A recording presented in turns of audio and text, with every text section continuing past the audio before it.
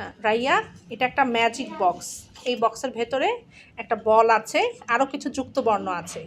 আমি এই বক্সটাকে ঝাঁকালে বলটা যেখানে থাকবে, ধরো বলটা এখন কোথায় আছে, ময় প, হ্যাঁ তুমি এই যুক্ত বর্ণটাকে ভাঙবে এবং এটা দিয়ে 3টি করে শব্দ বলবে, ঠিক আছে?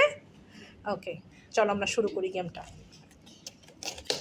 সুন্দর করে বক্সটাকে আমি ঝাঁকাচ্ছি, ঠিক আছে? এবার বক্সটাকে ওপেন করি। যুক্ত বর্ণটা কোথায় আছে রাইয়া? ম এবং ভ। তুলো, বলটা তুলো। কোথায় আছে যুক্ত বর্ণটা? ম এবং ভ।